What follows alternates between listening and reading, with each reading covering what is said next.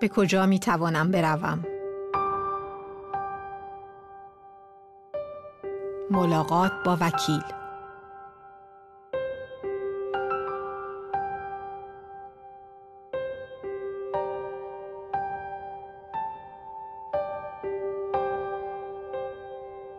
هر سال بسیاری از زنان در منزل توسط همسر یا دیگر اعضای خانواده مورد ضرب و شتم قرار می‌گیرند. ضرب و شتم دیگران مجازات دارد و می‌تواند خطرناک باشد. اگر مورد ضرب و شتم قرار گرفته و یا به آن تهدید شده اید، می‌توانید تقاضای کمک کنید. وکیلتان می‌تواند در مورد همه مسائلی که در قانون ذکر شده و بر اساس مقررات جامعه دانمارک تنظیم شده است به شما کمک کند. وکیلتان موظف از رازدار باشد و همچنین می‌تواند در رابطه با پرونده اقامت و حضانت فرزندان به شما کمک نماید.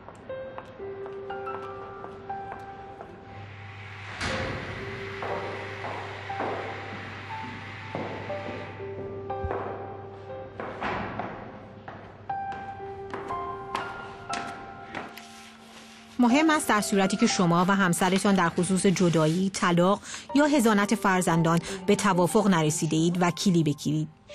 اگر زبان دانمارکی را به خوبی نمی‌فهمید یا صحبت نمی‌کنید، می‌توانید در این ملاقات مترجمی داشته باشید.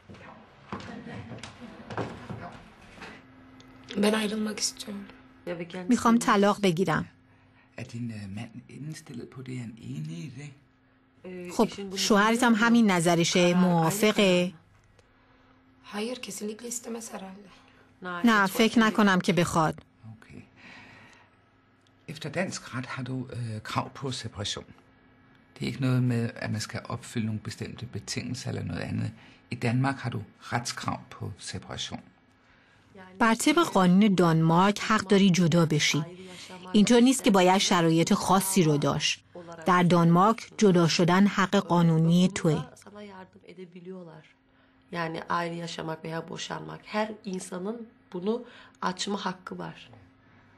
Så det kan jo tænkes, at I kan nå til enighed, uden at I skal i en retssag. البته میشه که بدون اینکه لازم باشه پرونده به دادگاه بکشه شما به توافق برسید. Zannetmiyorum ama inşallah. فکر نمی کنم، البته امیدوارم. En retssag vil kunne afgøre spørgsmålet om separation og skilsmisse, hvis I ikke er enige. اگه توافق نداشته باشین دادگاه میتونه تکلیف مسئله جدایی و طلاق رو مشخص کنه. Så vil jeg kunne hjælpe dig med at søge om fri proces. Det vil sige, at det er det offentlige, der betaler sagens omkostninger. اون وقت میتونم بهت کمک کنم که تقاضا بدی مجانی به پرونده رسیدگی کنن. یعنی دولت مخارج دادگاه رو میپردازه. Hangisi kolaysa onu seç. اینو میخوام. راحت تره. وکیل سعی می‌کند که اطلاعات کلی در مورد وضعیت شما کسب نماید. بنابراین مهم است که جزئیات ضرب و شتم را با او در میان بگذارید. اگر مدارکی در تایید ضرب و شتم دارید، باید آنها را با خود نزد وکیل ببرید. مثلا گواهی از طرف اورژانس، پزشک یا خانه زنان، گزارش پلیس و غیره. همچنین مدارک می‌تواند نامه‌ها یا ایمیل‌هایی باشد که همسرتان در آنها شما را تهدید به ضرب و شتم کرده است. به علاوه باید مدارک شخصی خود را مانند گذرنامه و اوراق اجازه اقامت همراه داشته باشید. Man kan blive skilt med det samme, hvis man har været udsat for grov vold, men det tager bare meget lang tid. Først så skal man afvente straffesagen.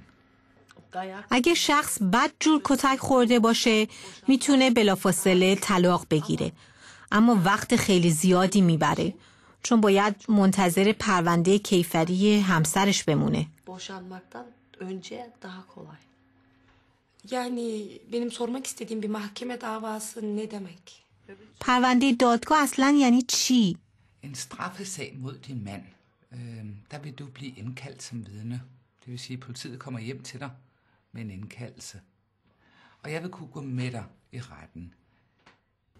تو پرونده کیفری شوهر تو رو به عنوان شاهد احضار میکنن. یعنی پلیس با یه برگه احضاری میاد خونه تو. من میتونم همراهت بیام دادگاه. Som tiltalt har han ikke pligt til at svare på spørgsmål, og han har heller ikke pligt til at tale sandt. Derfor vil retten lægge meget vægt på det, som du forklarer, og på de politiattester, skadestuerapporter og hvad der ellers er i sagen. چون متهم پرونده است شوهرت وظیفه نداره جواب سوالاتو بده و وظیفه نداره حقیقتو بگه. به این خاطر دادگاه اهمیت زیادی به حرفای تو و گواهی‌های پلیس و گزارش اورژانس و چیزهای دیگه پرونده میده. وکیل شخصی است که میتوانید به او اطمینان و اعتماد داشته باشید. کسی است که فقط از منافع شما دفاع میکند. در صورتی که مایل باشید، وکیل میتواند به شما کمک کند و با پدر فرزندانتان درباره برقراری تماس او با کودکان و مسائل مالی تماس گرفته و صحبت کند. به یاد داشته باشید وکیل یکی از افرادی است که میتواند در صورتی که مورد ضرب و شتم قرار گرفتید به شما کمک کند. اما در درجه اول مهم است که از ضرب و شتم دوری کرده و برای مثال به یک خانه زنان پناه ببرید. بسیاری از ادارات دولتی می توانند به شما کمک کرده و در رابطه با پرونده احتمالی در دادگاه برایتان وکیل بگیرند. برای مثال خانه زنان یا کمون می تواند در این خصوص اقدام کند. همچنین می توانید با مشاوره شبانه روزی تلفنی به شماره 70 20 30 82 تماس بگیرید.